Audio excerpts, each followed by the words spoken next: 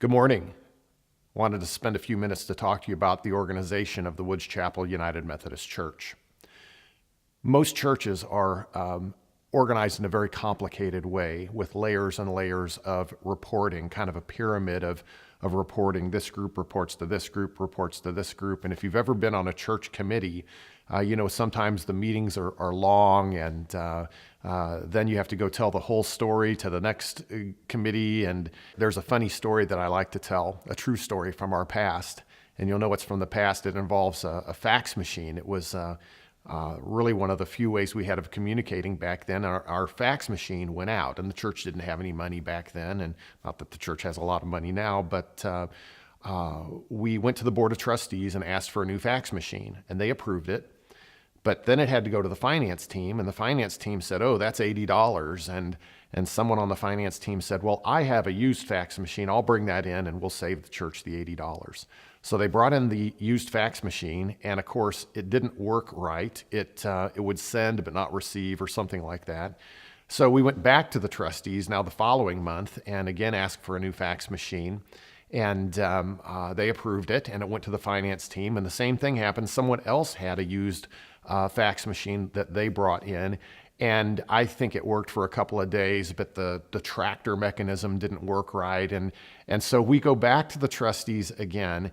And this time we just need a fax machine. And so they got together, the head of the finance team, the head of trustees, and the personnel chair, and brokered a deal so that we could spend $80 for a new fax machine, and it was a giant pain in the neck.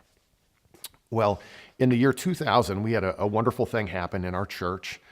We had a ministry consultant come in, and he looked at our church and he said, you guys are spending way too much time in meetings and not enough time actually in ministry.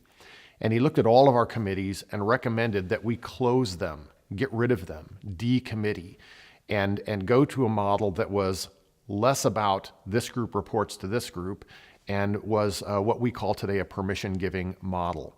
And so today we have trustees, but they don't report to the board. We elect good people, and they serve on the trustees, and they get to pick the plumber that they want. And we have a personnel team, but they don't report to this group that reports to this group or the next group. So somebody would say, well, how do you get things done? Well, we teach people, and you'll hear us talk about it at the church quite a bit, what we call call-based ministry. This is the idea that everyone is called to ministry, not just the pastors, not just the staff, but everyone. It's really the most exciting thing about being a Christian is finding a place for you to serve.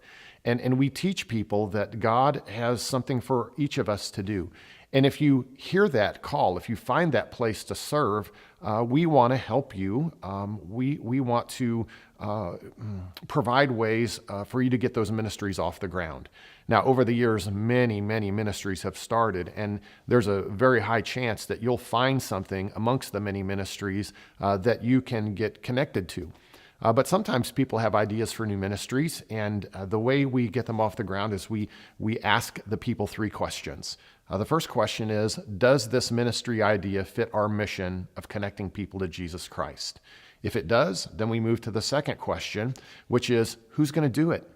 Sometimes people have a great idea for a ministry, but they want to dump it on staff, or they want the pastors to do it.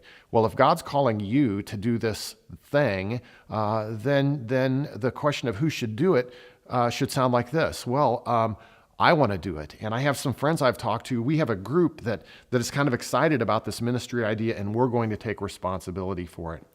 And then the third question is, how will it be funded? A lot of times people have ideas for great ministries, but they want to dump the idea on the church budget. Well, especially in this economy the way it is, nothing gets dumped on the church budget anymore. So we just believe that if God's calling you to do a thing, that he probably will help you figure out the funding. And so many things are self-funded. Many things don't cost anything at all. But those are the three questions. Does it fit our mission? Who's going to do it? How's it going to be funded? And when a group of people can answer those things, the pastors and the staff, then we turn them loose. And that's why so many ministries are happening at our church, and people are engaged in things that they want to do, not things that came down to them from the top down, but things that are springing from their heart. And we're really hopeful that as you look into making this church your church home, that you will find a place to live out your faith and serve others to be the hands and feet of Christ. Thanks for listening.